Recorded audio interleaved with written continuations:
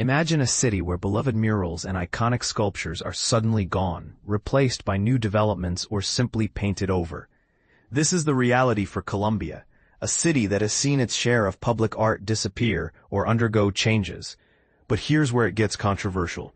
How do we balance the natural evolution of a city with the preservation of its artistic heritage?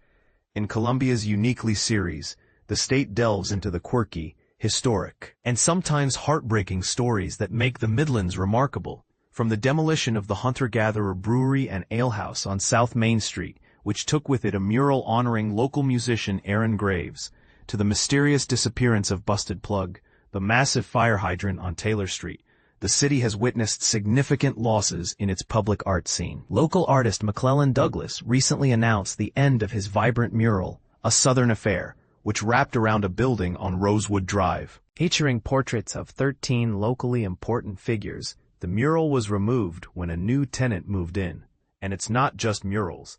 Ija Charles Main Street mural, commemorating the city's old black business district, is set to be overshadowed by new housing towers, altering how passers-by can view the piece. What does this mean for a city that prides itself on expanding its public art scene to give vibrancy and identity to its neighborhoods? How do artists cope with the transient nature of outdoor works that are at the mercy of changing property owners and the elements?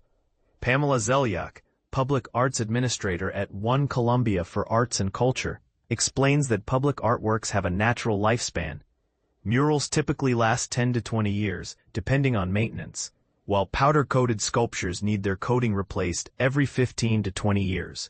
Blue Sky's Tunnel Vision, a well-known mural approaching its 50th anniversary, has been repainted several times to maintain its brilliance. Zelyak emphasizes that turnover is not always bad. It provides opportunities for new art and can reflect the city's growth. However, Lauren Andrew, the artist behind the Aaron Graves mural, notes that public art becomes part of a city's identity and can feel like a loss when removed. The issue often comes down to property ownership. When property changes hands, the new owner can decide to remove the art. One Columbia encourages artists to enter agreements with property owners, but these are not always enforceable. An easement could provide more control, but owners are wary of restrictions that might complicate future sales. McClellan Douglas acknowledges the business reality of public art. In his Facebook post, he stated, "The owner of the building owns the mural.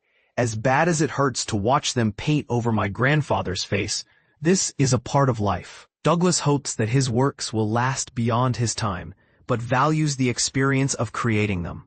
Lee Snellgrove, former executive director of One Columbia and current arts and culture manager at the Richland Library, believes in educating property owners and developers about the value of public art. He suggests that artists and property owners should set expectations up front to ensure that the art serves its purpose and lasts as long as possible. While the losses of recent public art pieces were not always in everyone's control, they highlight the importance of understanding the transient nature of outdoor art. As Colombia continues to evolve, how can we ensure that its artistic heritage is preserved and celebrated? This story was originally published on August 15, 2025, at 5 a.m. Colin Elam, a reporting intern for The State, contributed to this piece, originally from Atlanta, Georgia. He is studying journalism at the University of South Carolina and served as news editor for the Daily Gamecock in spring 2025.